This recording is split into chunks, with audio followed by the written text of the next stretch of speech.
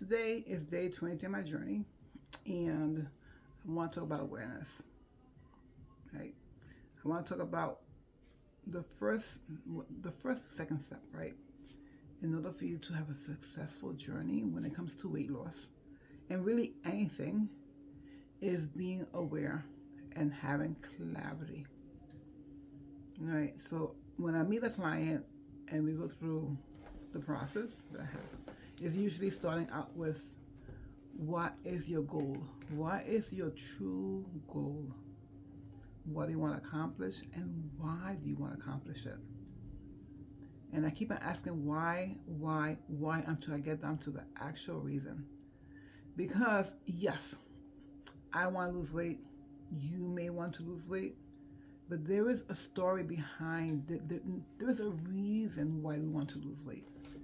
It can either be because we want to feel happier. It could be because we want to live longer. It could be because something happened to you in your childhood, or someone said something. It's so many reasons why.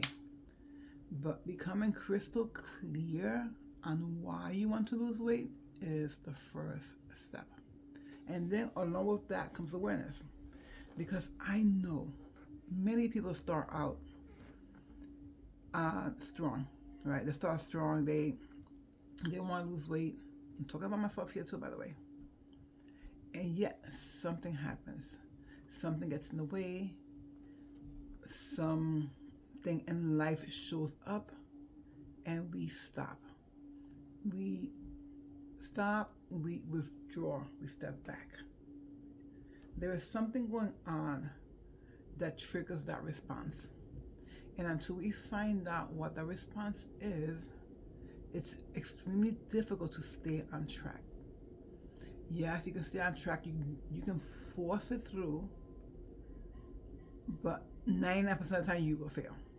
I'm being completely honest here. So what can you do? Well, awareness. Becoming aware of your environment,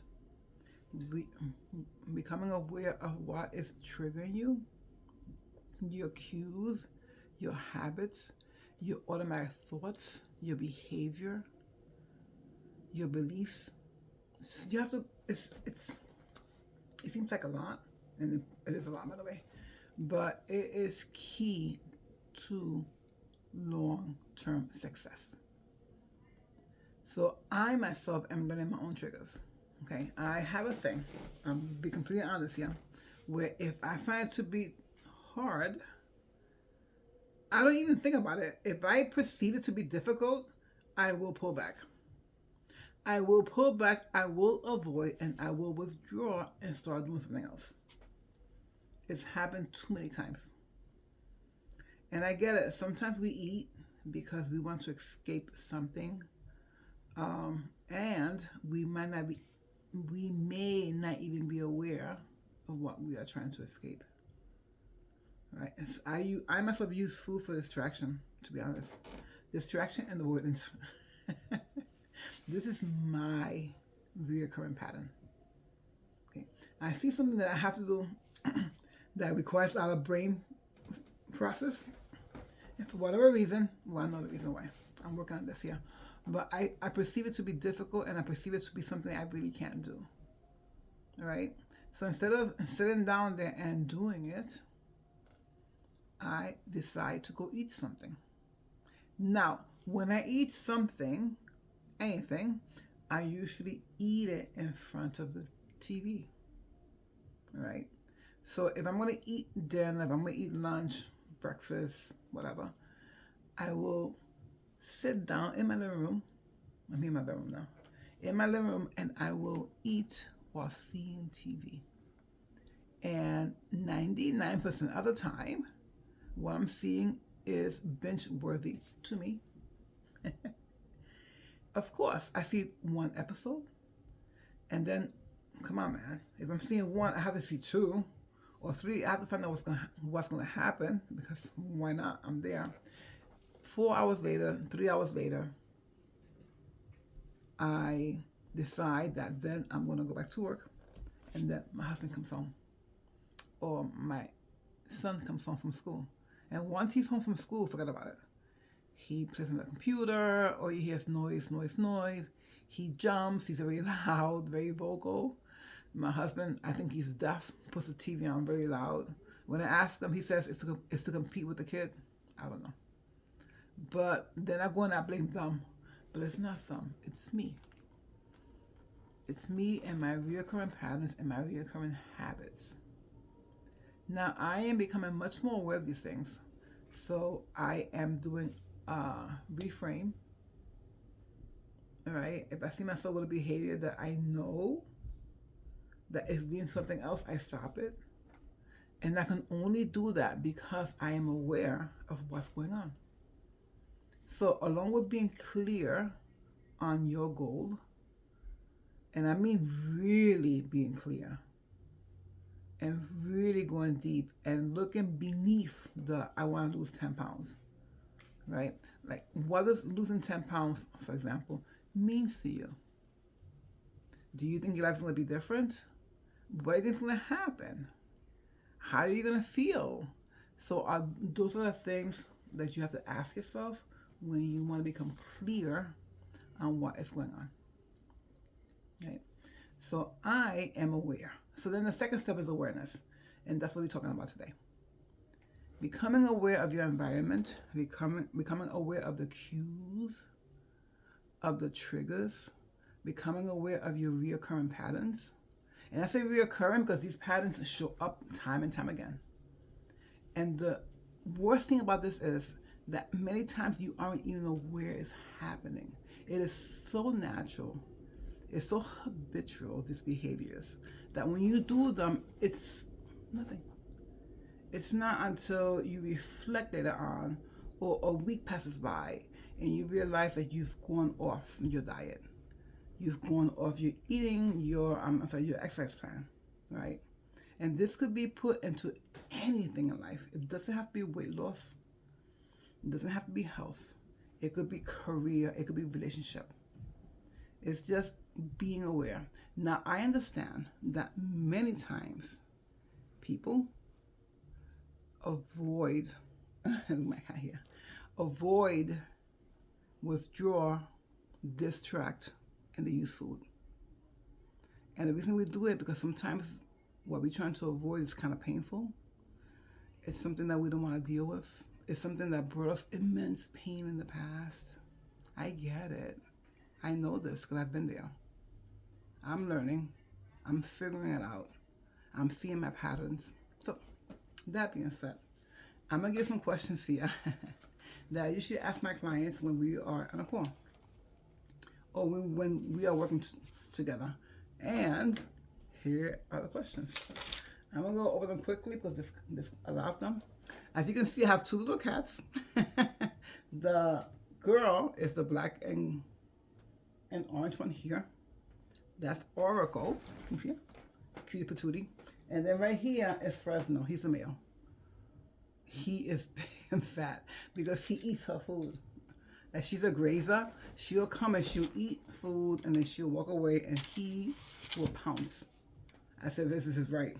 Mind you, he still has food in his bowl and he goes after her food. He's so cute, though. So, when I go to the vet, they're gonna scream at me because he's like obese. I've tried with my little cat. But you know, he's a cat. He only lives life once.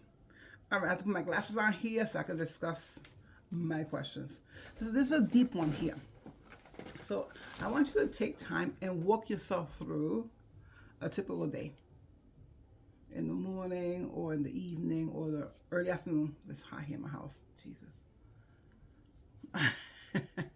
It's very humid in New York City, by the way. So I want you to walk yourself through a point in time in your day, a typical day, when things start to fall apart.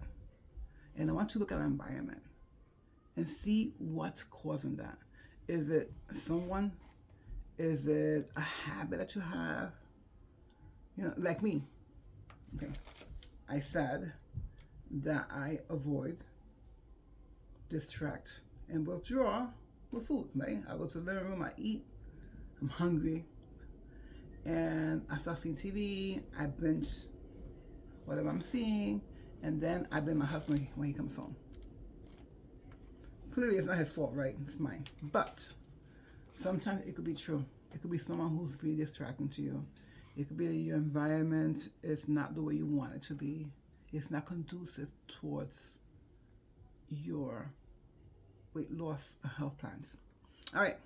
So that's one thing you can do. You can actually walk yourself through a typical day when things go wrong, or you perceive them to go wrong. You can also identify your biggest obstacle. What is getting in the way? What is making it more difficult for you to work out? Can it be, okay, I have a treadmill, right? It needs lube, apparently. It keeps on shutting off on me. That's my barrier right there, right? What I have to do is just, I do have the lube here somewhere. Just put the oil on it, Brenda. That's a barrier that I perceive. That was one barrier. A second barrier was that I have my space here to work out and I couldn't bring my treadmill down. A second barrier. Is it true? Yeah, I can move the treadmill forward a little bit more actually to get rid of the barrier. So obstacles, they come up and they go. They're here. Which obstacles get in your way? What's the barrier that's keeping you from achieving success when it comes to weight loss or any health goal for that matter? Once you become aware of them, reframe, change it.